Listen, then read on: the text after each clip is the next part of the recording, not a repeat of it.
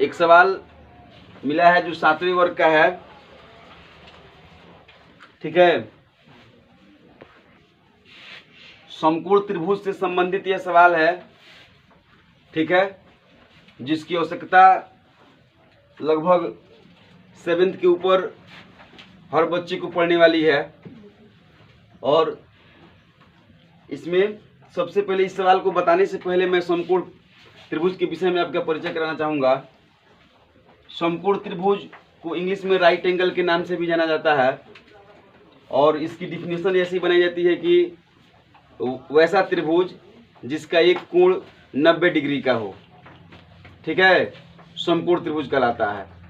तो सामान्य रूप से तो आप एक आधार हो गया, इस पर एक लंब गिरती है और इसको मिलाते हैं तो यह कर्ण प्राप्त होता है, जिसके ऊपर आपको पाइथागोरस प्रमेय का जिक्र कराया गया है, ठीक है।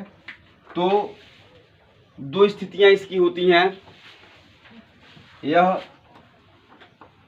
लंब हो गया और यह आधार हो गया, ठीक है, और यह कर्ण हो गया। तो ऐसा त्रिभुज जिसका एक कोण 90 डिग्री का हो समकोण त्रिभुज कहलाता है, ठीक है। ये तो सामान्य स्थिति इसका हो गया। लेकिन कभी कभी क्या होता है कि इस तरीके की भी आकृति होगी, ए बी सी, यह कौन सा त्रिभुज है इसका कोई पता नहीं है, ठीक है। लेकिन यदि बी से यहाँ AC पर लंब डाल दिया जाए और AC अब तो आधार हो जाएगा ना। कोई जरूरी नहीं है कि आधार की जो आधार जहाँ पे गिरेगा, मतलब कोई जरूरी नहीं है कि लंब जहाँ जिस आधार के जिस बिंदु को छुएगा वह बिंदु अंतिम पॉइंट ही होना चाहिए। मतलब ये BC जो है, AB यहाँ गिर रहा है तो B जो है इस त्रिभुज में अंतिम पॉइंट है, ठीक है। लेकिन यहाँ जो आप देख रहे हैं कि BM जो लंब गिरा है तो यह AC पर गिरा है, तो यह जो त्रिभुज है इस त्रिभुज को भी राइट एंगल समकोण त्रिभुज ही कहा जाएगा, और इसके समकोण त्रिभुज के हिसाब से ही इसके क्षेत्रफल निकाले जाएंगे, ठीक है। अब एक अन्य प्रकार की सवालें मिल सकती हैं, जैसे कि आपको कोई एक अधिक कोण त्रिभुज मिल रहा हो, ए बी सी, क्या मिल रहा हो, ये अधिक कोण त्रिभुज है। आपको पहले भी बताया गया बेसिक क्लासेस में कि वैसे एक कोण जो 90 डिग्री से अधिक हो या 90 डिग्री से अधिक है, यहाँ सीधा लाइन यदि हम खींचते हैं तो यह समकोण त्रिभुज हो जाएगा, और यह 90 से आधा हो गया, ज़्यादा हो गया तो क्या कहा जाएगा, अधिक कोण त्रिभुज, ठीक है। तो अब अगर इसको हल करना हो समकोण त्रिभुज बना करके, तब आप इसको कैसे हल कीजिएगा, इस बात पर भी ध्यान दीजिए, ठीक है। तो ऐसी स्थिति में यहाँ इसको जो हम BC को डॉट लाइन के द्वारा आगे बढ़ाएंगे, जो बड़ी क्लासेस में जाकर के रचना का रूप ले लेती है, कंस्ट्रक्शन, ठीक है। जब हम इसको आगे बढ़ा देंगे तो यहाँ से इस पर एक लंब गिरेगा, तो हमारा आधार BC ही होगा। क्या होगा, आधार कितना होगा, अगर BC का मान 10 दिया है और लंब यदि 5 दिया हो तो हम 5 और 10 पर ही हम आंसर निकालने की कोशिश करेंगे, ठीक है। ये जो इतना बढ़ा हुआ है इसको मान में नहीं रखा जाता है। देखिए ये जो है समकोण त्रिभुज के ऐसे, मतलब यह गेम है जो आपको 7वें क्लास में सिखाने की कोशिश की गई है, और अक्सर बच्चे जो है 7-6 के लेवल में ज़्यादा ध्यान से नहीं पढ़ने के कारण 9th-10th तक आने के बाद भी इन सभी चीज़ों को सॉल्व नहीं कर पाते हैं, और उनको यह अजूबा लगता है। लेकिन यह अजूबा नहीं है, यह जो है आपकी बेसिकली कमजोरी का देन है कि आपको, या कभी कभी ऐसा होता है कि कुछ प्रश्न ऐसे होते हैं, गणित में गणित बहुत विस्तारित मतलब सब्जेक्ट है, इसमें ऐसा क्वेश्चन है जिससे कभी आपकी मुलाकात नहीं हुई होगी, या इस टाइप से मुलाकात नहीं हुआ होगा, लेकिन ये तो निश्चित है कि यदि जो ध्यान से पढ़ेगा उसकी मुलाकात तो जरूर होगी ही। तो ठीक है, जब जो मिल गया उसी समय उसे सीख लेना ही हमारा दायित्व होता है और उसे हमें निभाना भी चाहिए। ठीक है, तो इस तरीके से आप देख रहे हैं कि अधिक कोण त्रिभुज अगर होगा तो आप जो है आधार को आगे बढ़ा करके तब लंब ले करके आप क्या कर सकते हैं कि समकोण त्रिभुज का क्षेत्रफल निकाल सकते हैं। ऑब्जेक्टिव प्रश्न में भी आ सकता है। मान लीजिए आप 10वीं वर्ग के विद्यार्थी हैं और इस तरीके का अगर फोटो बना करके और ऑप्शन में दे दे कि BD का मान कितना होगा, ऑप्शन ए 12, ऑप्शन बी मतलब 14, 15 कुछ भी, तो आपको बनाने का तरीका पता होना चाहिए तभी तो आप निकाल पाइएगा। समझ गए बातों को। और ये तो हो गया एक समकोण त्रिभुज का बात हो गया, एक यह न्यून कोण हो गया। तो न्यून कोण त्रिभुज है ही, तो इसमें से लंब निकाल करके तब इसको जो है बना लिया गया। अब इसमें जो है समकोण त्रिभुज का यह एक अलग तरीका हो गया। इसके बाद जो आपको जो यह लंब, कर्ण और आधार बताया गया है, इसके ऊपर पाइथागोरस नाम के गणितज्ञ ने पाइथागोरस प्रमेय दिया है, पाइथागोरस कथन जी दिया है, जिन्होंने कहा है कि एक समकोण त्रिभुज का कर्ण का वर्ग, समकोण त्रिभुज के कर्ण का वर्ग उसकी लंब और आधार के वर्ग के योगफल के बराबर है। उन्होंने यह बात क्लियर किया है कि कर्ण का वर्ग जो है वह लंब और आधार के वर्ग के बराबर है, जिसको मैंने 10वीं वर्ग में प्रमाणित करके भी दिखाया है। और 10वीं वर्ग के लिए यह फार्मूला और यह कथन और यह थ्योरम तीनों महत्वपूर्ण है। फार्मूला के रूप में यह आपके ऑब्जेक्टिव में आ सकता है, कथन के रूप में ऑब्जेक्टिव में आ सकता है, और इसका जो मतलब क्या है कि जो प्रमेय है सिद्ध करने के लिए आपको सब्जेक्टिव में 4 या 5 अंक के पूछे जा सकते हैं। लेकिन फिलहाल आपको इतना ही जानना है कि कर्ण का वर्ग लंब और आधार के वर्गों के योगफल के बराबर होता है। समझ गए बातों को। और यह मतलब पाइथागोरस प्रमेय के हिसाब से। तो 9th 10th के ऊपर आप जाइएगा तो इस लेवल से आपके सवाल पूछे जाएंगे। ठीक है। दूसरा चीज इसमें यह है कि जब यह समकोण त्रिभुज है तो समकोण त्रिभुज किसी भी प्रकार का हो, किसी भी तरीके की उसकी रचना की गई हो, लेकिन उसका क्षेत्रफल क्या होता है 1/2 आधार गुना शीर्षलंब। ये बात याद रखिएगा, 1/2 आधार गुना शीर्षलंब जो होता है, इस फार्मूले पे समकोण त्रिभुज का क्षेत्रफल निकाला जाता है।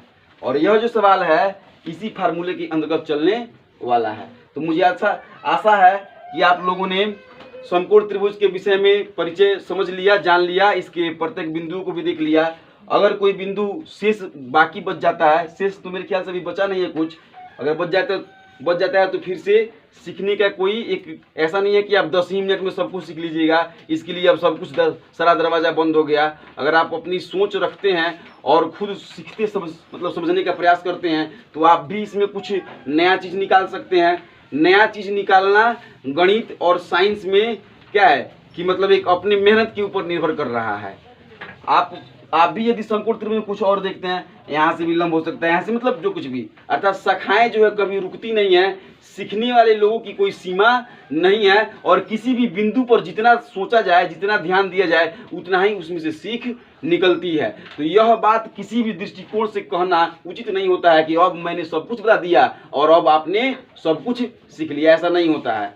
सीखने की कोई सीमा नहीं होती। इसलिए मतलब लगभग तो मैंने अपने ख्याल से समकोण त्रिभुज के सभी पॉइंटों को बताया है जिसकी आवश्यकता आपको इस क्वेश्चन में या अन्य सभी क्वेश्चन में पढ़ने वाली है। ठीक है, तो अब इस क्वेश्चन को बनाया जाए। अगर उतारना हो तो आप उतार सकते हैं। अब इस प्रश्न को देखा जाए और इसमें जो मान दिए गए हैं उसके हिसाब से, मैंने आपको बार बार बताया है कि किसी भी प्रश्न में जो चीजें दी गई होती है उसके हिसाब से हमको प्रश्न देखना होता है और फिर उसके हिसाब से हमको क्या लाना होता है उसको देखना है। मैंने यह बात आपको बार बार बताई है। मेरे पास चौक है और मार्कर है और लिखना है। चौक हमको दिया गया है, चौक है और बोर्ड है और हमें लिखना है, तो हम चौक से ही ना लिखेंगे, चौक से ही ना लिखेंगे। तो मेरे पास BC AE और AC है, तो मैं BC AE और AC को लेकर के ही ना BD निकालूंगा। इस बात पे ध्यान देना है कि गणित में जो चीजें दी गई होती है उसी के हिसाब से आपको अपना लक्ष्य प्राप्त करना होता है। ठीक है, तो अब देखिए BC आपका है कितना 16 cm। BC क्या है, आधार हो गया आपका, ध्यान दीजिए आधार पे इसको सेट करना पड़ेगा 16 cm। फिर AE आपका कितना है, AE है आपका 8 cm, मतलब लंब आपके पास कितना है 8 cm, समझ गए। और AC, और यह बड़ा जो AC है यह 24 cm है, अर्थात कर्ण नहीं है वह। देखिए यहाँ पे आप कंफ्यूज हो गए, आधार ही है, कर्ण कहाँ है। कर्ण जब यह कोण 90 डिग्री का होता, मतलब सॉरी हो सकता है AEC में यह AC कर्ण हो सकता है, ठीक है। लेकिन इस सवाल के लिए कर्ण नहीं देखना है, इस सवाल के लिए कर्ण का जिक्र नहीं करना है। आधार यहाँ पे आपका इस मतलब क्या है कि त्रिभुज ABC में आधार आपका 24 है और इस पे लंब BD है। फिर इधर त्रिभुज ABC में ही BC आधार है और लंब 8 है, अर्थात 2 आधार और 2 लंब दिए गए हैं, जिसमें से एक लंब को क्या किया गया है, निकालना है। एक लंब को वाट के रूप में दिया गया, मतलब एक लंब BD इसके लिए लंब है, BD आपको निकालना है। यहाँ कर्ण से कोई ताल्लुकात नहीं है, कर्ण आप पहचान भी लेते हैं तो उससे कोई फर्क पड़ने वाला नहीं है, क्योंकि यह पाइथागोरस प्रमेय के ऊपर यह सवाल नहीं बनेगा। सबसे पहले जो सवाल दी गई होती है उसकी टाइप, उसका प्रकार पहचानना पड़ता है कि वह सवाल किस प्रकार का है और किस लेवल का है। मैंने पहले ही आपसे कहा है कि यह सवाल 7th का है, तो 7th के लेवल से इस पे काम होगा। अब इसमें यदि आप समकोण त्रिभुज पाइथागोरस वगैरह पे लेके जाते हैं, कर्ण वगैरह निकालते हैं, तो आप कंफ्यूजन में फंस जाइएगा, लेकिन मामला सॉल्व नहीं होगा। इसलिए पहले पहचानना पड़ता है कि वह सवाल कहाँ का और क्या करना है। हमें BD निकालनी है, क्या निकालनी है, BD, ठीक है। तो BD जब निकालनी है तो हम सीधे लिख सकते हैं त्रिभुज ABC का क्षेत्रफल बराबर 2 आधार है और 2 लंब है ना। तो एक आधार और एक लंब से क्षेत्रफल निकाल लेंगे और फिर त्रिभुज ABC का क्षेत्रफल एक बार 1/2 आधार मानेंगे BC 16 और लंब मानेंगे 8, फिर 1/2 आधार मानेंगे 24 और लंब मानेंगे BD, हो जाएगा। और तो आराम से अब सॉल्व कर लेंगे, 2 से इसको काट देंगे तो 8, 2 से इसको काट देंगे 12, तो इधर आ गया 8 गुना 8, अब बटा 12 इधर गुना कर इधर करके भाग करेगा, अर्थात BD बराबर कितना हो जाएगा, 4 दूनी 8 और 6 दूनी 12, फिर 4 दूनी 8 और 3 दूनी 6, अर्थात 4 चौके 16, 16/3 या का निशान दे देंगे और 16/3 होगा। चाहे तो आप इसे दशमलव में निकाल सकते हैं, 5 तिहाई 15, या पूर्णांक निकाल सकते हैं 5 पूर्णांक 1/3 cm है तो cm में हो जाएगा, यानी तो दशमलव में हो जाएगा। 5 तिहाई 15 दशमलव 3 त्रिक 9 और 3 त्रिक 9, 5.33 cm दशमलव में आ गया, पूर्णांक में आ गया और भिन्न में भी आ गया। इस तरह से आपका BD का मान निकल जाएगा, समझ गए। अब जो है इसको आप लोग समझ लीजिए, और एक और क्वेश्चन मैं दे रहा हूँ और देख रहा हूँ कि आप उसे बना पाते हैं कि नहीं। पहले उतार लीजिए। अब एक दूसरा प्रश्न है जिसमें त्रिभुज ABD है, सॉरी ABC है, जिसमें आपके पास BC 20 cm, AE 14 cm और AC 28 cm और BD निकालना है आपको, ठीक है। तो सेम वही क्वेश्चन है, थोड़ा आप इसको बना के देखिए कि आपसे निकल रहा है कि नहीं, उसके बाद फिर मैं बात करूंगा। चलिए, तो यहाँ जो है BC आपका 20 cm, अर्थात आधार कितना हो गया, छाटा है आप लोगों ने ऐसे। फिर AE 14 cm लंब हो गया लंब है, 14 cm, फिर AC 28 cm। सेम प्रश्न है तो वही बात लिखेंगे, त्रिभुज ABC का बराबर